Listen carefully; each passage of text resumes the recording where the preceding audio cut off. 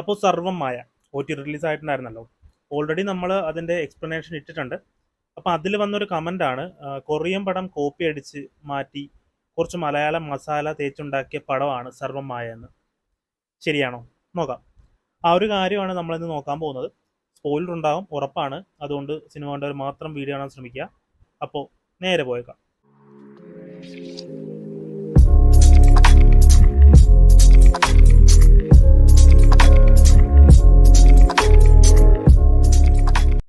Bring it on ghost, ആ ഒരു പേരാണ് ഈ ഒരു കമൻറ്റ് ബോക്സിൽ കണ്ടത്. അപ്പോൾ അതിനെക്കുറിച്ച് ഗൂഗിൾ സെർച്ച് ചെയ്ത് നോക്കിയപ്പോൾ മനസ്സിലായ ഒരു കാര്യം, അതൊരു സീരീസാണ്, സിനിമയല്ല. ഈ ഒരു സീരീസിൻ്റെ കഥയെന്ന് പറഞ്ഞാൽ ഒരു ചെറുപ്പക്കാരനായ എക്സോസിസ്റ്റ് ഒരു ഫീമെയിൽ ഗോസ്റ്റിനെ പരിചയപ്പെടുന്നതും അവളുടെ സഹായത്തോടെ അവിടെയുള്ള മറ്റു ഗോസ്റ്റിനെ പറഞ്ഞു വിടുന്നതാണ്. ഇതാണ് ബ്രിങ് ഇറ്റ് ഓൺ ഗോസ്റ്റ് എന്ന സീരീസിൻ്റെ സ്റ്റോറി. ചെറിയൊരു സാമ്യമൊക്കെ വരുന്നുണ്ട്, പക്ഷേ അതിൻ്റെ ഒരു തീമുമായിട്ട് നല്ല ഡിഫറൻസ് ഉണ്ട്. സർവമായയിലെ ദലീലുവിൻ്റെ ഡീറ്റെയിൽസ് കണ്ടുപിടിക്കലായിരുന്നു മെയിൻ പരിപാടി. ബട്ട് ഈ ഒരു സീരീസിലേക്ക് വരുമ്പോൾ അങ്ങനല്ല. പിന്നെ അഖിൽ സത്യൻ ആ ഒരു സീരീസ് കണ്ടിട്ടാണ് സർവമായ ചെയ്തതെന്ന് എനിക്ക് തോന്നുന്നില്ല. കാരണം ഇതേപോലത്തെ എത്ര സ്റ്റോറി നമുക്ക് തമിഴിലും മലയാളത്തിലുമായിട്ട് കാണാൻ സാധിക്കും. പിന്നെ എന്തിനാണ് കൊറിയൻ സീരീസൊക്കെ തേടി പോകുന്നത്?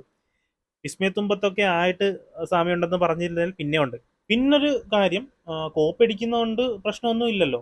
അത് മര്യാദക്ക് ചെയ്തു വെച്ചാൽ മതി. കോപ്പിയടി ലിസ്റ്റ് എടുത്താൽ അമൽദീപിന്റെ മിക്ക പടങ്ങളും അങ്ങനെയൊക്കെ തന്നെയാണ്. പക്ഷേ അത് ആരും കുറ്റം പറയാത്ത രീതിയിൽ ചെയ്തു വെക്കുന്നുണ്ട്.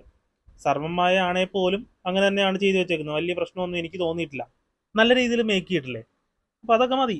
പിന്നെ വേറൊരു കാര്യം, OTT വന്നു കഴിഞ്ഞാൽ ഞാൻ വിചാരിച്ചു ഇനി നമ്മുടെ ദലീലുവിൻ്റെ ക്യാരക്ടർ ക്രിഞ്ചായി പോകുമെന്നൊരു തോന്നലുണ്ടായിരുന്നു. കാരണം അങ്ങനത്തെയൊക്കെ കുറച്ച് സീനുണ്ടല്ലോ. ബട്ട് ഇത്രയും ദിവസമായിട്ടും വലിയ പ്രശ്നമൊന്നും തോന്നുന്നില്ല.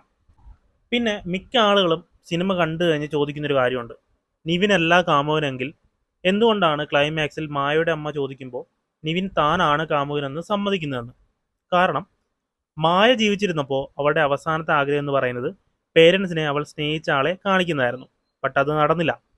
അപ്പോൾ മായയ്ക്ക് ശരിക്കും നിവിനെ ഇഷ്ടമായിരുന്നു. ജീവിച്ചിരുന്നപ്പോൾ ഉള്ള ആളല്ലെങ്കിൽ പോലും മായയ്ക്ക് ഇഷ്ടം തോന്നിയ ആളെയാണ് അവളുടെ അമ്മ കണ്ടത്.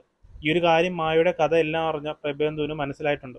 അതുകൊണ്ടായിരിക്കാം അമ്മ ചോദിച്ചപ്പോൾ നിവിൻ്റെ ക്യാരക്ടർ കാമുകനാണെന്ന് സമ്മതിച്ചത്. അങ്ങനെ കള്ളമൊന്നും പറഞ്ഞിട്ടില്ലല്ലോ. മായയ്ക്ക് ഇഷ്ടമുള്ള ആളെ തന്നെയാണല്ലോ അവിടെ കണ്ടത്. എന്തായാലും മായയുടെ ആത്മാവിന് സന്തോഷമായിട്ടുണ്ട്. പിന്നെ ബാക്കി എല്ലാ കാര്യങ്ങളും എക്സ്പ്ലനേഷൻ വീഡിയോയിൽ പറഞ്ഞിട്ടുണ്ട്. അതുകൊണ്ട് ഞാനിവിടെ പറയുന്നില്ല. നിങ്ങൾക്ക് വേറെ വല്ല ഡൗട്ട് തോന്നിയിട്ടുണ്ടെങ്കിൽ കമൻറ്റ് ചെയ്തേക്ക്. വീഡിയോ ഇഷ്ടപ്പെട്ടെങ്കിൽ ലൈക്ക് ചെയ്യുക, ഷെയർ ചെയ്യുക.